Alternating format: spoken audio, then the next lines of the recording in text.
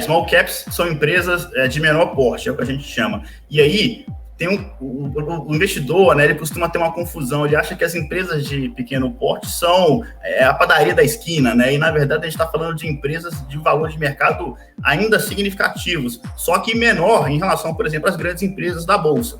Então, por exemplo, para o investidor ter um pouco mais de noção, Petrobras e Vale, as maiores empresas da Bolsa brasileira, têm 400 bi de valor de mercado. Quando a gente fala de small caps, o que a gente está olhando são empresas de normalmente até 1 bi de dólares de valor de mercado, ou seja, 5 bilhões de reais ou menos. Outra coisa, né, e também não é escrito em pedra, tá? Se a empresa tiver 6 bi de valor de mercado, ela não deixou de ser uma small cap necessariamente. Algumas, inclusive, podem estar no Ibovespa. Agora, algo que é importante, né, a maioria está fora do Ibovespa por definição, né, porque são empresas menores, e é importante que ela esteja obrigatoriamente fora das 25 maiores empresas da Bolsa. Então, a gente está falando de empresas que não são as maiores, mas que tem ali em torno de 5 bi de valor de mercado. Essas que são as small caps quando a gente fala nesse segmento, tá? Normalmente, assim, são empresas que estão em um estágio ainda atrás, né? São empresas menores e, por isso, elas têm uma maior oportunidade de crescimento. Eu, particularmente, gosto muito desse setor, desse segmento, porque são empresas que realmente têm muita oportunidade para crescer. Eu vou dar o exemplo da Ambev, que é uma das maiores empresas da Bolsa Brasileira. A Ambev tem 60% de market share, né, de domínio de mercado. A Ambev, matematicamente, não consegue dobrar de tamanho. Se ela quisesse, não tem como. Então, diferentemente de algumas empresas small caps, eu vou dar um exemplo de uma das empresas que está na carteira aqui da Easy Invest, a Sinqia. Ela é líder no segmento dela. E o segmento dela super fragmentado, um segmento de tecnologia voltada para o mercado financeiro, ela é líder com 4% de market share. Então, a Sinqia pode muito bem dobrar, triplicar de tamanho. A Eneva, outra empresa também que está na carteira, empresa de energia, essa é um pouco maior, está até prestes a entrar no índice Ibovespa agora em janeiro. Se ela levar um bloco lá no Amazonas, que ela está tentando comprar da Petrobras, ela pode dobrar de tamanho também. Então, são empresas que a oportunidade de crescimento são muito maiores do que as blue chips, né? Normalmente são empresas fora do radar dos grandes investidores. Eu acho que isso, inclusive, é uma vantagem sensacional, porque você consegue diversificar a sua carteira de uma forma muito bacana, porque aqui na Easy Invest eu acabo conversando com muitos gestores, né? Toda semana eu converso com pelo menos 2, e a maioria, né, muitos deles estão comprados em Petrobras e Vale. É uma tese interessantíssima você ter commodities, por exemplo, na carteira em 2021. Só que se você, por exemplo, for diversificar em fundos de investimentos, e comprar 2, 3 fundos de ações, por exemplo, você na prática está comprando, né? Se cada um tem Vale na carteira, você não está diversificando efetivamente a sua carteira de ações. Eu acho que small caps tem esse apelo muito bom de você procurar ali o ouro, né, fora do radar dos investidores. Outra pequena diferença, liquidez. Né, o volume de negociação costuma ser menor, por motivos óbvios, né? São empresas menores mesmo, mas fora do radar. Só que aí é algo interessantíssimo a gente quebrar esse mito, né, de que o maior risco das small caps é a falta de liquidez. Se você pegar o índice SMLL, que é, por exemplo, é a Ibovespa do small caps, a liquidez média de negociação dos ativos é de 61 milhões de reais por dia em cada um dos ativos. Então, o investidor pessoa física não tem o menor problema para comprar small caps, né? Negocia igual as blue chips, você compra através do home broker, não tem mudança operacional nenhuma, é o mesmo ticker, né? Você só vê ali o código da ação e compra no home broker normalmente. Então, assim, eu gosto muito desse segmento. Eu acho que essas são as principais diferenças.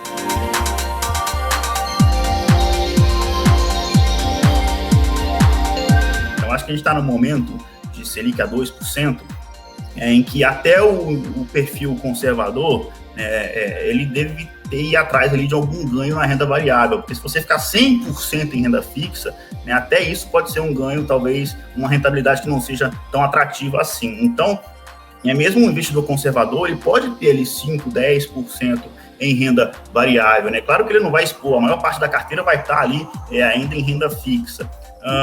E aí, no caso do investidor conservador, estou quebrando por partes, né? O investidor conservador, quando ele vai investir em renda variável, né, é uma fração muito pequena do portfólio dele, 5, 10%, se ele for diversificar em ações, e aí o número mágico que eu gosto de falar é 10 ações, né, porque, né, inclusive, isso tem um estudo sobre isso, falando que se você acima de 10 ações, o ganho de diversificação não é tão elevado assim, e abaixo disso você está concentrando demais, então 10 ações normalmente é o número mágico aí de diversificação. Se você tem 5, 10%, você vai acabar comprando muito pouco de cada ação, né? 0,5%, 1%.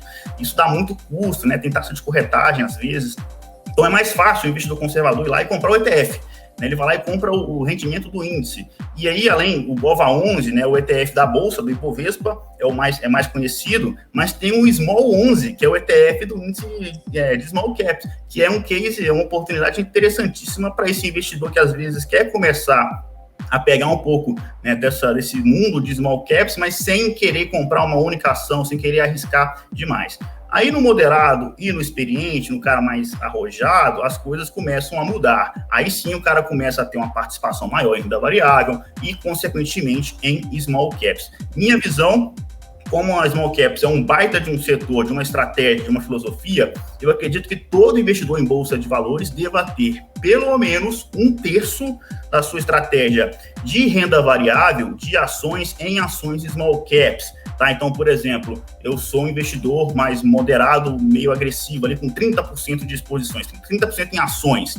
Eu teria, no mínimo, 10% em small caps. É uma baita oportunidade, além de você, assim, é um ganho duplo, porque você diversifica ao ter empresas fora do radar, mas ao mesmo tempo se expõe a maiores oportunidades de retorno, né? Aquele primeiro papo nosso, são ações que podem crescer muito mais, né? E aí, o investidor, por exemplo, experiente, ele pode ir crescendo ainda mais esse portfólio de ações. Eu vou dar até o meu exemplo, né? Eu sou extremamente arrojado, eu gosto de risco, estou acostumado com o mundo oscilando todo dia. Então, eu tenho mais de metade da minha carteira em small caps, né? E eu estou tranquilo com isso. E qual que é o grande risco aqui da small caps? Vamos falar a verdade, não é volatilidade, tá? Tanto é que tem um estudo nos últimos 12 anos, isso é interessantíssimo, né? O pessoal acha que small caps é um negócio super arriscado, porque, enfim, questão de volatilidade.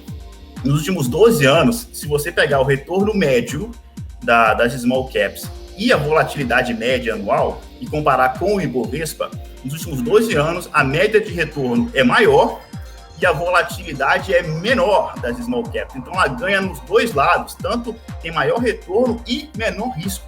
Claro que há casos e casos, mas eu estou generalizando aqui, estou pegando o índice SMLL como um todo, né? Então, esse small caps é arriscado, né? Qual que é o grande risco de small caps no final das contas? Como são empresas normalmente fora do radar, é muito mais difícil você encontrar informações mais precisas, você encontrar notícias sobre essa companhia o tempo inteiro. Às vezes você quer encontrar relatórios, né? Igual, por exemplo, eu estava escrevendo sobre a Copel. Copel é uma estatal do Paraná ali, né? E eu gostaria muito de ler um relatório, e está na carteira da Isinvest, um relatório de um analista, de um banco, de um fundo, dizendo exatamente o contrário do que eu estou dizendo. Eu acho que está muito barato, e eu queria ler um relatório contrário para eu poder entender mais e achar pontos falhos na tese. E não tem direito, né? É muito difícil encontrar. Então, acho que esse é o grande risco. Para você ter uma posição maior em small caps, é muito importante que você entenda o que a empresa faz, como ela ganha dinheiro de verdade, né?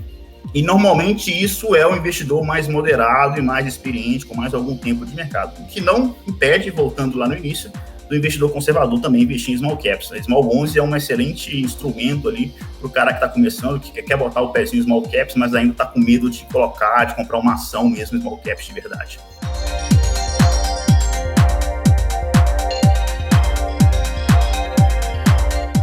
Na small caps, assim, eu acho que uma diferença interessantíssima, né? É importante cravar essa diferença de Ibovespa para small caps, é o seguinte: a Ibovespa, você tem um cenário macro internacional, os juros, enfim, tudo que é macro impacta muito mais o Ibovespa do que as small caps. Porque, como as small caps são empresas menores, né, para elas, se você quer ganhar, por exemplo, o ritmo, pegar carona ali no crescimento das commodities, você vai lá e compra uma cesta desses ativos, como a Petrobras, Vale, Suzano, e você vai pegar carona e não tem problema nenhum.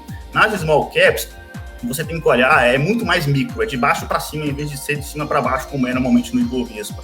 Então, você tem que olhar cada tese específica. Então, quando a gente fala do ano de 2020, no índice de small caps, existem várias teses que foram muito bem assim, em 2020. Uma delas é a Eneva, é uma empresa em alto crescimento, uma das empresas que eu mais gosto na carteira. Tem, por exemplo, a PetroRio, que vem andando muito bem, a PetroRio que entrou no Ibovespa no final de 2020. Então, assim, tem vários exemplos ali de small caps que estão performando muito bem em 2020. O que aconteceu, e aí é algo que me deixa ainda mais animado para 2021, que aconteceu no final de 2020 agora, é o seguinte: com a chegada dos investidores do fluxo internacional, com essa animação com a vacina, as commodities e os bancos, teve uma rotação de setores, né? As ações que andaram nos últimos meses, durante toda a pandemia, vou dar o exemplo aqui de Magazine Luiza, que saiu de 40 para 100 reais, até desdobrou, né? Agora desdobrou de 1 para 4, agora está 25 reais aproximadamente as ações da Magazine Luiza. Essas ações de setor de tecnologia, por exemplo, elas cresceram muito nessas últimas semanas, mas aí no final de dezembro pararam um pouco e bancos e commodities começaram a andar muito forte. E esses setores são justamente os setores de maior peso no Ibovespa. Então, o que aconteceu foi um fenômeno interessante e raro de acontecer. A Ibovespa andou muito forte, e as small caps ficaram para trás no final do ano agora, em novembro e em dezembro.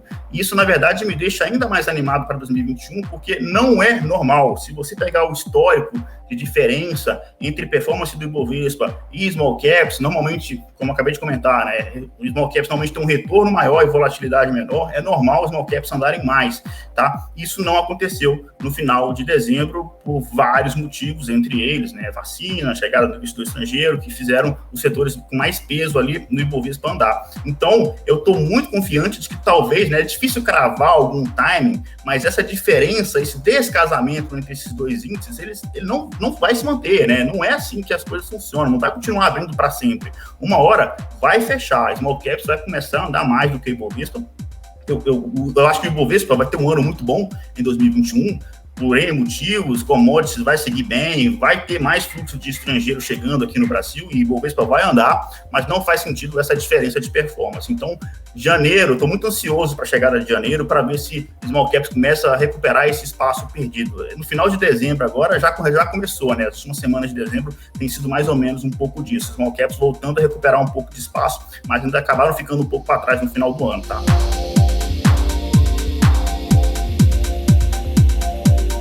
Na verdade, tem de tudo. Para ser bem sincero, tem de tudo.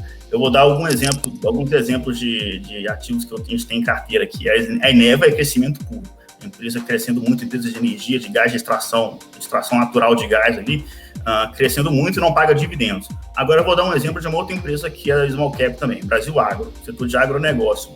A empresa paga, em tese, 4,5%, em média, nos últimos 5 anos, pagou 4,5% de dividendos, em retorno de dividendos anual. Então, assim, você tem empresas que crescem muito, como é o exemplo de TOTVS, de Sinqia, de Eneva, normalmente são mais ligados ao setor de tecnologia e de varejo, normalmente são essas empresas que crescem mais, mas você tem ali um setor muito resiliente, por exemplo, agronegócio e setor de energia. Tem várias empresas de energia ali que são muitíssimo resilientes. Então, tem de tudo aqui nas small caps, sabe? Eu acho que é um baita de uma... Eu acho que o investidor que não está olhando, que está olhando só para o Ibovespa, ele está deixando um monte de oportunidades para trás aqui, porque small caps tem muita empresa largada e para todos os tipos de investidores, desde investidores que querem apenas crescimento, desde investidores que querem apenas proteger a carteira com setores mais defensivos e investidores que querem dividendos. Small caps também, a gente tem várias small caps que pagam dividendos assim, em níveis muito altos, maiores até do que o Ibovespa, tá?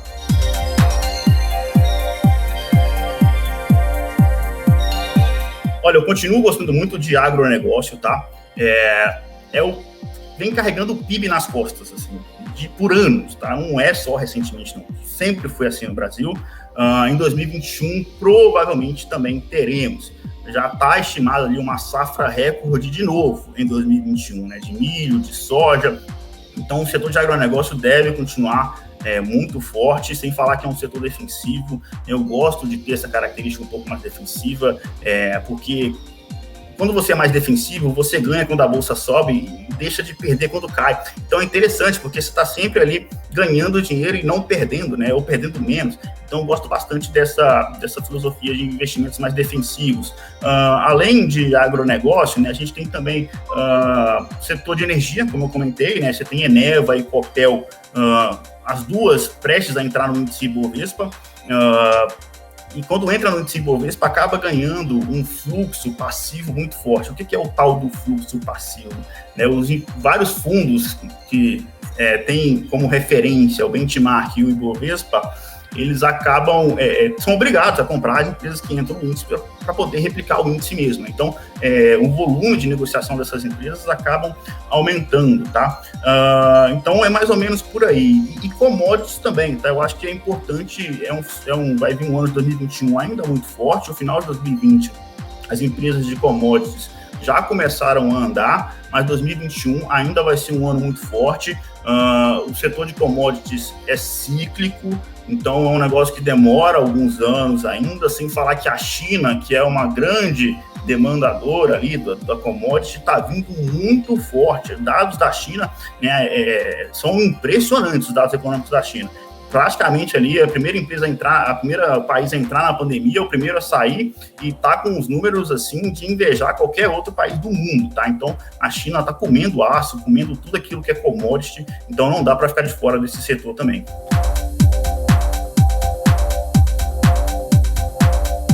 Tem muita empresa de energia, né? Eu gosto de Eneva, eu gosto de Copel. Copel é um case até interessantíssimo. Enquanto Eneva é uma empresa de crescimento, Copel é uma empresa mais de valor, né? O Copel não vai dobrar de tamanho, o Copel é estatal ali do Paraná, só que ela vai entrar no Ibovespa, vai pegar esse fluxo e tá muito barata. É bizarramente barata. Tá negociado, né? Para quem já entende um pouco mais do preço do valor patrimonial, em torno de uma vez preço valor patrimonial. O que isso significa?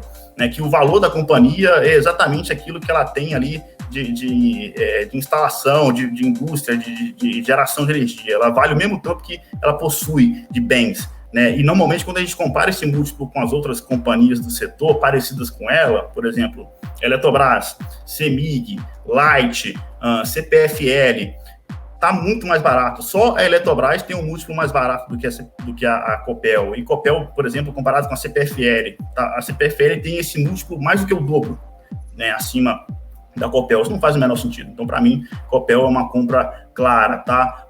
Setor de agronegócio também. Eu tenho Brasil Agro na carteira, Kepler Weber. Esse aí, acho que pouquíssima gente conhece. Olha que legal, né? É legal ir abrindo a mente do investidor e dar uma olhada na Kepler Weber. A Kepler é uma empresa que, por mais que seja fora do radar do investidor, ela já existe há décadas, tá? É uma empresa que ela faz silos metálicos. Então, aquele silo que fica armazenado o milho, a soja, é a Kepler que faz. E ela é a líder desse mercado, ela tem 40% de market share, o segundo colocado tem 10%. Então, assim, ela manda no mercado brasileiro. É um nível de qualidade altíssimo e vai pegar na veia essa retomada ali do setor. Retomada não, né? A manutenção, a safra recorde de 2021. Brasil Agro também. Brasil Agro, inclusive, apesar de ser do mesmo setor, é por isso que eu falo que é interessante a gente ir quebrando, dissecando cada uma das teses.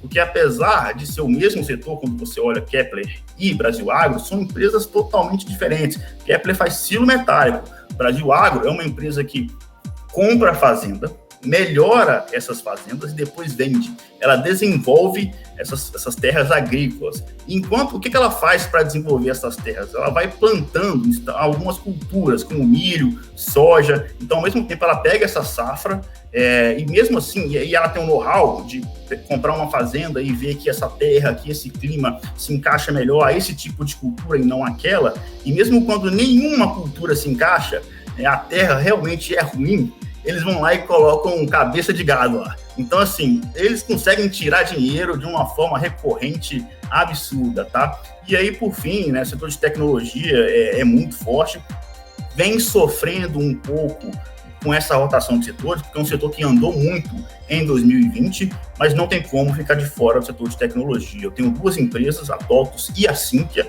são empresas que são complementares, né? Às vezes o pessoal tem esse negócio de que não pode repetir a mesma empresa do mesmo setor, isso não é verdade, tudo depende do grau de exposição que você tem. né? Eu tenho 2 empresas de energia, eu tenho 2 empresas de agronegócio, 2 empresas aqui de tecnologia, mas são empresas diferentes entre si, né? Então, eu consigo sim colocar essas empresas na mesma carteira. Então, o setor de tecnologia também é um setor muito forte. A TOTVS é uma empresa que está muito ligada aí à digitalização do comércio. Então, né, todo mundo sabe, vai na rua ali, tem muita empresa, padaria de esquina ainda, que está zero automatizada, né? Então, tem muito espaço para crescer ainda. A pandemia, né, veio para acelerar essa digitalização, o mercado percebeu isso e foi por isso que essas empresas andaram muito em 2020, mas vão continuar andando muito ainda em 2021, essa é a minha expectativa. A diferença de TOTVS para a Sinqia, né? A Sinqia é uma empresa, aí realmente small caps mesmo, né? Porque TOTVS já está no índice e tal, dá para você até argumentar que já é uma empresa um pouco maior, mas Sinqia é small caps mesmo, né? E a Sinqia está num nicho específico de mercado financeiro. Então, ela está fazendo softwares de mercado financeiro, que a gente já conhece aqui, está conversando sobre isso, está crescendo muito. Então, assim, todas essas empresas da carteira aqui, da Isinvest, tiveram um ano de 2020 já muito bom, mas o ano de 2021 também pode ser muito forte, tá? A minha expectativa com essas empresas realmente é bem elevada, tá?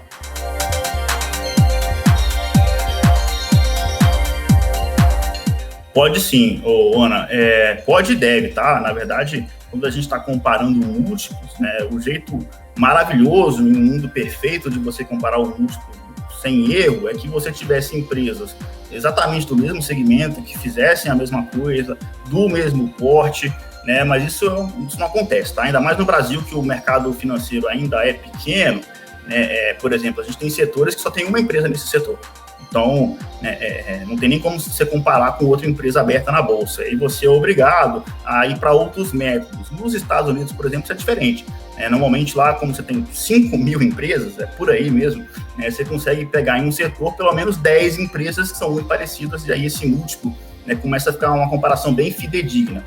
E aí o que a gente faz aqui quando vai comparar múltiplos de empresas small caps com empresas já maiores de mercado?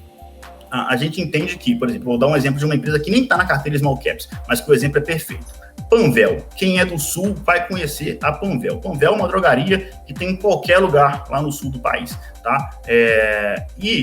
Mas ainda é uma small caps, porque apesar de estar focada ali no sul, ela é bem menor do que, por exemplo, a Raia Drogasil, né? É uma empresa gigante, aí sim, uma blue chip, tá na bolsa.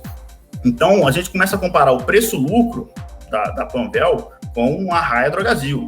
E é uma discrepância absurda, assim, o desconto, né, o múltiplo da Panvel é metade do lucro da Raia Drogasil, mas aí você vai lá e pensa, mas faz sentido a Panvel negociar o mesmo múltiplo da Raia Drogasil? E talvez não, né, porque a diferença de tamanho é muito grande, a Panvel está focada no sul, né, mas o grau o nível de qualidade da Panvel é muito bom. Então, qual que é a tese na hora que você vai fazer o valuation, né, dessa companhia da Panvel? Você vai lá e começa a argumentar que esse desconto de 50% não faz sentido. Não faz sentido.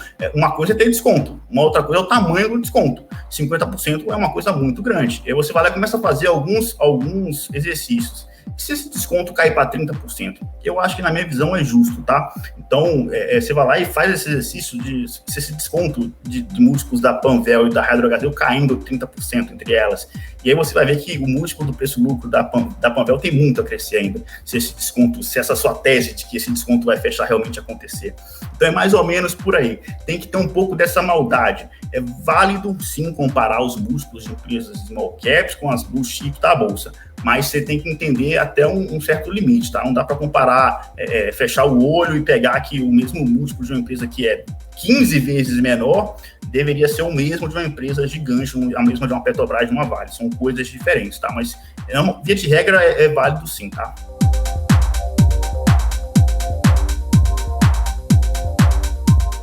Eu acho que, assim, o erro do investidor iniciante, isso é comum, é fazer posições grandes demais. Então, normalmente você acaba conhecendo a tese de uma empresa que você gosta muito, se convence de que essa empresa tem muito potencial, o cara vai lá, vende o carro, se endivida todo e compra tudo dessa ação, né? Esse é um erro clássico e que quebra muita marinheiro aí de primeira viagem, né? Então, assim, dito isto, o número mágico realmente é em torno de 10 ativos, tá? Não estou inventando isso, tem um estudo já feito, muito bem feito sobre isso. O que acontece? Por que é 10? Né? Se eles descobriram que você tem uma ação, por exemplo, aí você tem um risco elevado porque você está o risco dessa ação, beleza? Você está 100% nessa ação. Se você tem duas ações diferentes, aí você já começa a diversificar o seu risco, e ele cai bastante, né? Porque agora está metade em uma ação e metade na outra. Mesmo assim, um risco ainda elevado, né? Porque você tem só 2 ativos na carteira e ainda elevado. E eles começaram a fazer esse estudo de, e se eu colocar 3, se eu colocar 4? E aí o risco vai caindo e ele cai até um platô, até um mínimo que não abaixa mais do que isso, tá? E a partir de... E por que 10? Né? Eles descobriram que a partir de 10 ações, o grau de diversificação que você ganha, ele passa a ser quase que irrelevante, tá? De 10 para 11 ainda tem alguma coisa, mas vamos pegar, por exemplo, de 25 para 30 ações. Você colocou 5 ações a mais. O nível de risco que você está correndo é o mesmo, tá? Porque é o risco da bolsa, do mercado como um todo. Não tem como você eliminar esse risco, tá? Por mais que você coloque 50, 100 ações na carteira. Então, por isso que eu falo que é 10, normalmente costuma ser um número mágico, tá? Abaixo de 5 é concentrar demais. E aí, na hora que você vai fazer uma carteira completa, então, por exemplo, sou um investidor arrojado, experiente, gosto de ações, estou tranquilo com isso, beleza. Então, vamos colocar um terço em blue chips, tá? Um terço em small caps e um terço ali em ações um pouco mais arriscadas ainda, empresas em recuperação ou empresas que pagam dividendos. Tá? Eu falei desse caso de empresas que estão em recuperação, porque eu sei que tem muita gente que gosta de colocar aquela pimentinha na carteira, sabe? Aquela empresa em recuperação judicial. Eu não preciso nem falar os nomes aqui, o pessoal já sabe, né? Oi, IRB, Cogna. Dá para ter na carteira, não tem um problema grave você apostar, né, na recuperação dessas companhias. O erro, de novo, é a posição grande demais. O cara vai lá e coloca 30% do patrimônio do cara em uma empresa que está em recuperação judicial. Normalmente o histórico de empresas em recuperação judicial é negativo. As empresas que vão para recuperação judicial normalmente não recuperam, tá? O histórico é bem ruim. Então tem que tomar muito cuidado, né? Então, por exemplo, vamos colocar em números mais concretos. 10 é um número mágico, tá? 10 ativos. Você vai colocar em 5, 6 empresas ali que pagam, que são blue chips, né? E aí 4 empresas ali que são small caps. Eu acho que essa é uma diversificação bem bacana, tá? Querendo ou não, eu até separei uma lista aqui de alguns ativos, porque quando você não precisa acabar focando, por exemplo, em empresas que pagam necessariamente dividendos, porque você tem blue chips que pagam dividendos e small caps também, tá? Vou dar o exemplo aqui da Vale, empresa que enfim, quase que unânime, todo mundo tem na carteira para 2021. Empresa de commodities, vai pegar a retomada da China, e pagou 6% de dividendos nos últimos 12 meses. Petrobras está melhorando, né? Petrobras pode voltar a pagar dividendos mais expressivos. Mesmo assim, pagou 1,2% em 2020, nos últimos 12 meses. Não é tanto, né? Mas pode voltar a pagar muito mais. A ideia da Petrobras é pagar coisa de 10%, pegando o valor atual da Petrobras e o que ela pretende distribuir de dividendos, é um retorno em dividendos de 10%, se ela entregar o que ela está se propondo nos próximos 2, 3 anos. Então, você consegue investir em blue chips que pagam dividendos. A mesma coisa em small caps. A exceção que eu dei aqui das minhas recomendações é o caso da Eneva. A Eneva não paga dividendo, uma empresa puramente de crescimento, mas Copel paga 3%, e Copel vai criar uma política de dividendos. Já está no pipeline deles lá criar essa política de dividendos. É interessantíssimo, inclusive é um gatilho de curto prazo para ação, né, você tem uma política de dividendos, porque aí você sabe se a dívida da empresa estiver abaixo de tanto e o lucro for tanto, ela vai distribuir tantos por cento de dividendo. Então, fica um negócio muito mais previsível. A Copel hoje não tem isso, mas vai ter, né? A Brasil Agro, por exemplo, ela não tem política de dividendos, mas paga 4,5% de dividendos em média nos últimos 5 anos. Né? A Kepler Weber também é o mesmo caso, né? A Brasil Agro gosta mais de pagar dividendos, a Kepler nem tanto, né? Mas quando sobra dinheiro e Kepler não sabe muito o que fazer com ele, não tem um projeto muito legal para investir, ela distribui. Então, Kepler também paga dividendos, né? Então, assim, você acaba indiretamente cobrindo todos os setores da Bolsa que vão performar bem em 2021. Você tem commodities com as blue chips, lembrando que você também pode diversificar entre commodities de small caps, tem PetroRio, tem a Irani, de celulose, por exemplo, pegando energia, que é um setor defensivo, que paga dividendos, né, e pegando o setor de agronegócio também, que também é defensivo e também paga dividendos. Então, assim, 10 ativos compostos mais ou menos ali com esses setores, eu acho que o investidor está muito tranquilo para um 2021. Além desses, talvez uma B3. Uma B3 é algo interessante para você ter, porque B3 não tem nada a ver com tudo isso que eu falei, é outra pegada. B3, por exemplo, é uma blue chip, né, small cap, né, uma das maiores empresas da Bolsa, mas ela pega a chegada dos investidores na Bolsa, esse crescimento, né, tá crescendo 100% em comparação na base anual. A gente era 1 milhão, nós éramos 1,5 milhão há um ano atrás, agora a gente está com 3,2 milhões de investidores na Bolsa brasileira. Mesmo assim, é coisa de 1, alguma coisa por cento da população brasileira. Né? A gente ainda perde proporcionalmente para a Colômbia em porcentagem de investidores ativos na Bolsa. Então tem muito espaço para crescer. Tem 42 IPOs na fila já protocolados para abrir capital, sem falar os que ainda vão vir em 2021.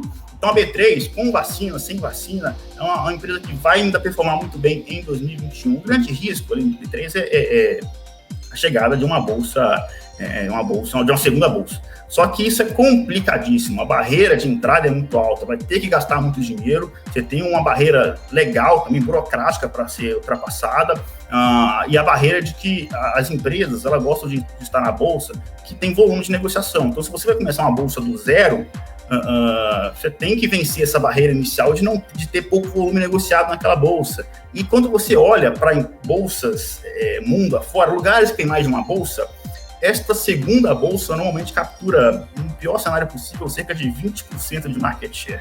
Então, assim, uma possível segunda bolsa no Brasil não vai acabar com a B3, além de ser improvável, tá? Então, é um case que agrega e complementa todos esses setores que eu acabei de falar.